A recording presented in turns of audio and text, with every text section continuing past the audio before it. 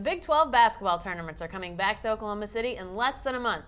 No better time to debut a segment dedicated to all things Big 12 basketball.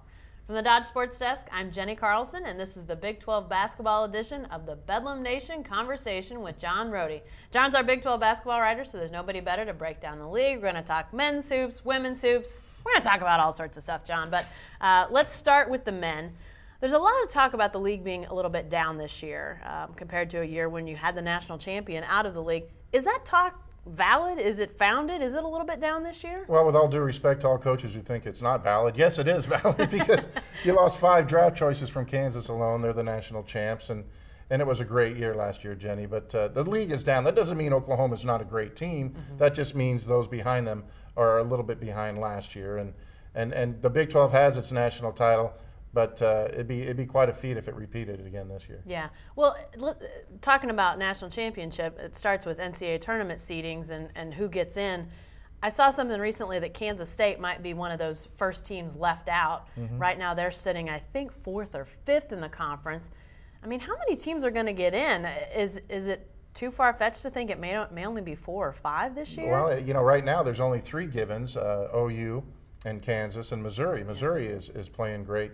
Kansas State and Texas is a toss-up right now, and Nebraska's kind of hanging around, and Oklahoma State's got some gimme games, or should be gimme games if they're truly a tournament team.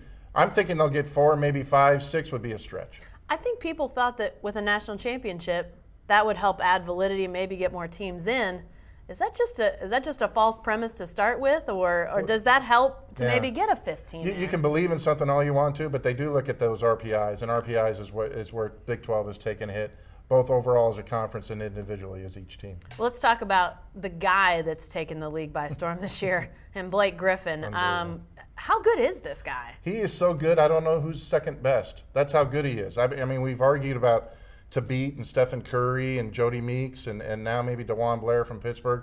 But, Jenny, it is clearly Blake Griffin, and everybody else is just trying to keep up with him. I wasn't in the house for 40 and 23. Were you there? No, I was up north, but I think they might want to next team might want to double team him. Yeah. Or triple. Well, I saw Tyler Hansborough's stat line from last night, which was 27 and 7, and you just kind of go, who cares? His first 20-point game in 4 games. Crazy. Let's turn our attention to women's hoops for just a second. Much like the men's side, Oklahoma has been the dominant team on the women's side.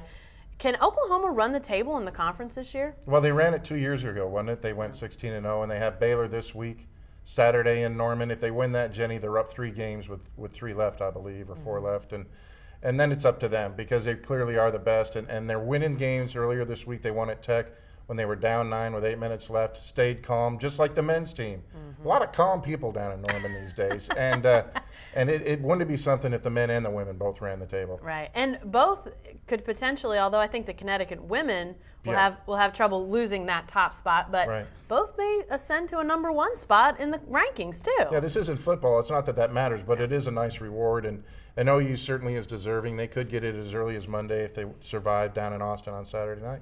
Last time Oklahoma's women made a trip to the Final Four, 2002. Do you see shades of 2002 in this year's team? I asked Sherry Cole that last night, and she goes, I hope you're right up until the championship game, because that means it would be a rematch with OU and Connecticut.